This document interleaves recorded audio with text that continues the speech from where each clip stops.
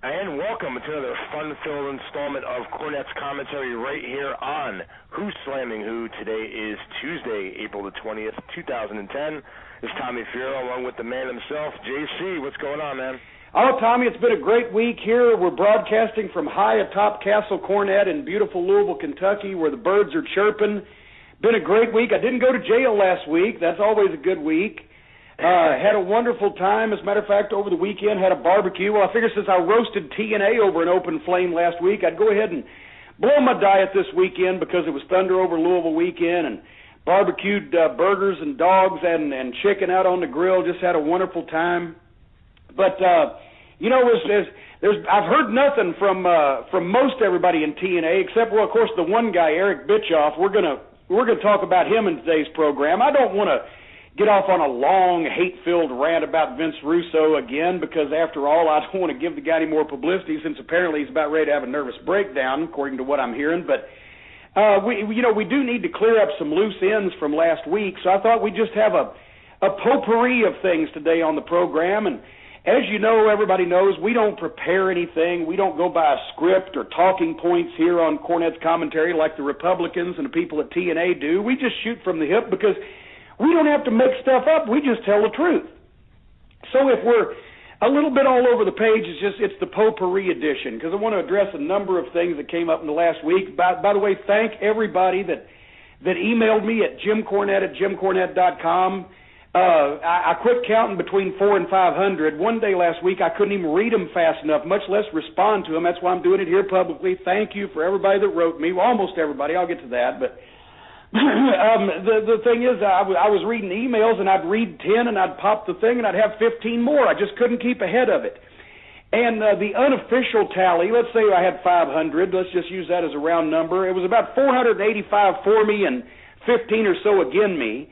And, well, there was a few more that said, Jim, you really did go too far, but then they qualified that by saying, but the miserable prick deserved it, or, but it's a free country and you're allowed to express your opinion. Or, but, all things considered, that's why we love you. Only a few people actually said, oh, you're going to get in trouble over this, you deserve it. And those are generally the people that don't use capital letters and don't spell exactly correctly.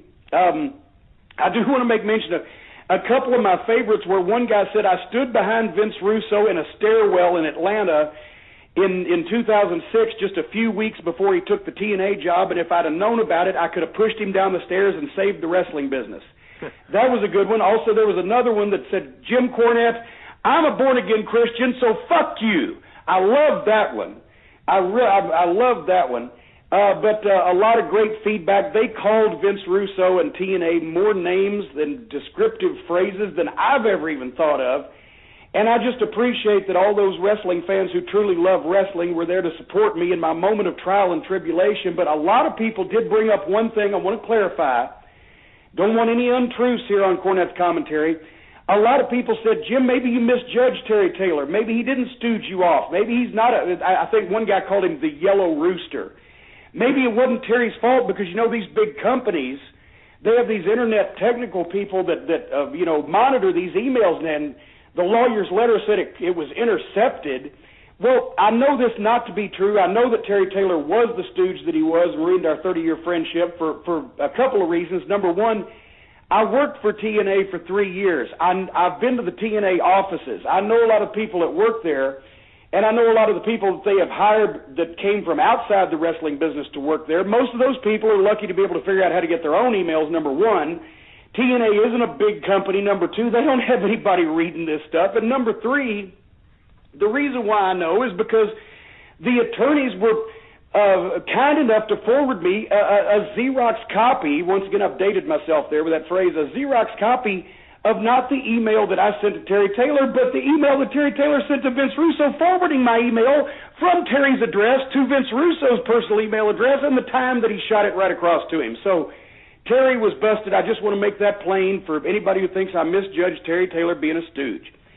Now, also, I've heard that Vince Russo now, I guess this guy's got to be having just all kinds of mental anguish on him as a result of the fact that he's totally unsuited and unfit for his job.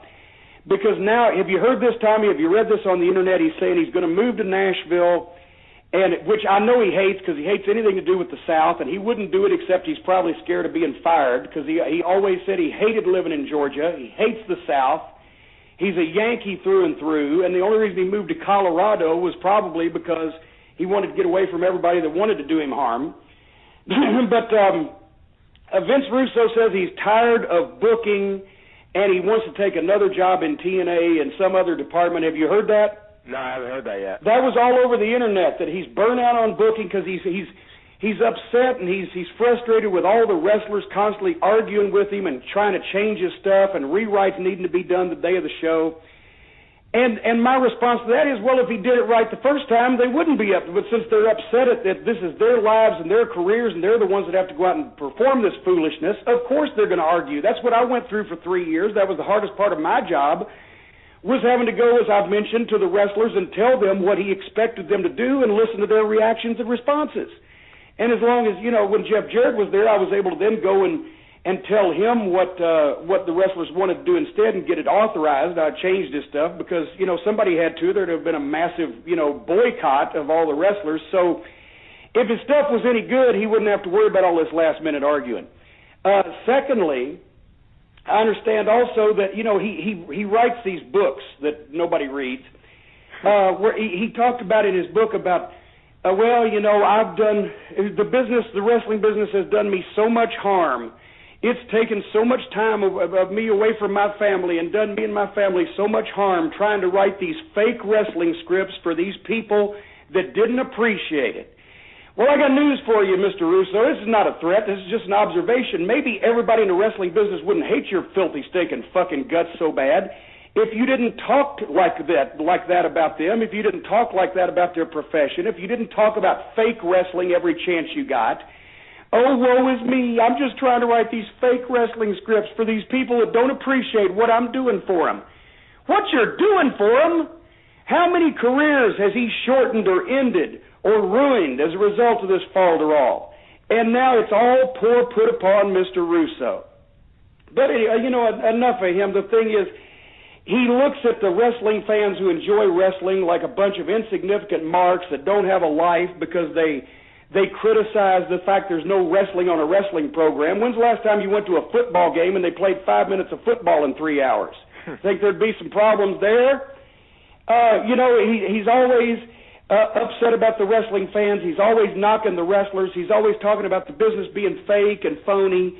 And then he wonders why nobody likes it. I got news for him. The things that I said in public are not anything near what I've heard said in private about him from people inside and outside the business, and even in his own company.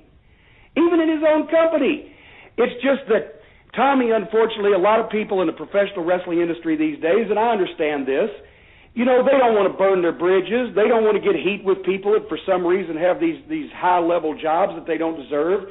They need the job. They may be young people that still want to become stars in the wrestling business. They may have families to support. They may need the job, need the money. They don't want to just ruin their chances of working in the corporate big league wrestling environment. But they want to say these things if they have the opportunity. So, Tommy, I figure what I'm doing here on Cornette's commentary is I'm just speaking because none of those things apply to me. I don't need their fucking job, and I don't give a fuck to be involved in corporate wrestling, and I don't give a shit as long as I'm telling the truth about people, what anybody thinks of it.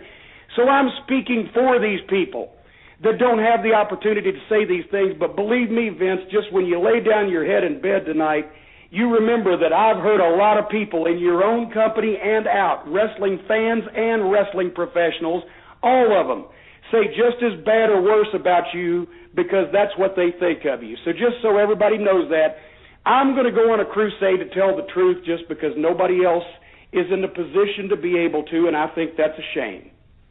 Now, another guy who thought he was going to stand and trade with me verbally last week, Mr. Bischoff.